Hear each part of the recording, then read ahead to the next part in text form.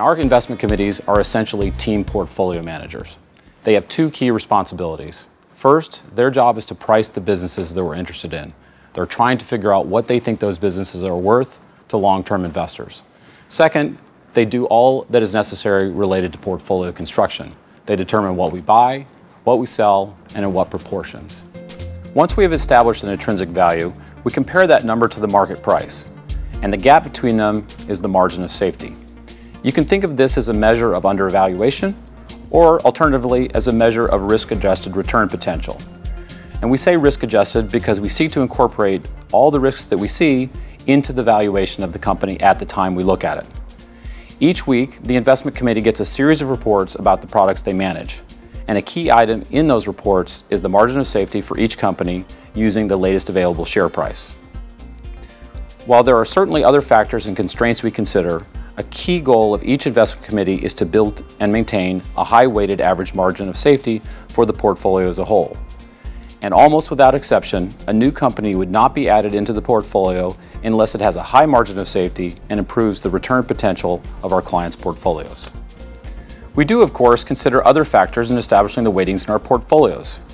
We have, for example, established certain upper limits for country and industry weightings so that we are forced to have some degree of diversification in our portfolios.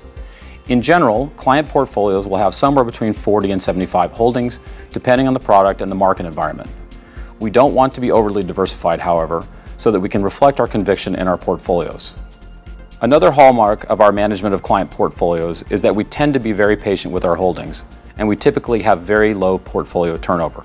Put another way, we do not churn the portfolios for a very small pickup in margin of safety. For example, we typically will not sell a holding unless we have an alternative with a margin of safety that is 20% or more higher. After the investment committee has completed its meeting, we generate a report of the decisions made that week, including any key buy and sell decisions. Trading of client portfolios is done on a systematic and aggregated basis. But because we were able to accommodate a range of client customer restrictions, such as social restrictions, country or industry prohibitions, or cash limitations, we do need to make sure the unique needs of our clients are taken into account before we trade. This is where our client portfolio managers come into the process.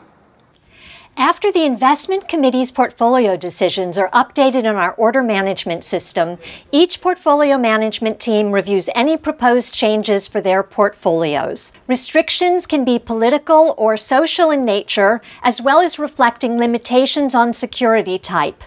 Some restrictions, such as no exposure to nuclear power or no tobacco company holdings, can be automatically profiled in our system, and these restricted securities would not be recommended for those portfolios. And some clients may choose to provide us with the list with more specific goals, such as no companies that do business in Sudan or no investments in competitors' stock. Our goal is to ensure that all eligible portfolios participate at the same time in all new stock purchases, pairings, or sales. Once we have gone through and reviewed all of our accounts, the orders are aggregated and sent to our trading desk. The Brandis Trading Group is an essential part of our investment process. Our trading desk is staffed 24 hours a day to ensure coverage anywhere in the world. Leading the trading team is partner Joe Scafidi. Once the investment committee comes to a decision, we work to effectively implement those decisions throughout our clients' accounts. And this involves a lot more than processing requests. The trading team works very closely with the investment committees and portfolio managers like Rhonda to understand what they're trying to achieve before we execute in the markets. We're on site from when the Japanese markets open on Sunday afternoon through Friday afternoon when the U.S. market closes. So we'll take the time to select where we place the orders, analyzing both ADRs and ORD markets, sourcing naturals and electronic networks, dark pools, to maximize our trading opportunities worldwide. There are 11 official exchanges and over 40 alternative trading systems, also known as dark pools, in the U.S. alone. To say the least, the market's plumbing is severely fragmented. This hasn't changed our mission, but it certainly has altered the logistics and strengthened our commitment to regulatory improvements and new technologies that help us and the industry protect our clients' long-term interests. This is why we were one of the first supporters of the IEX Group.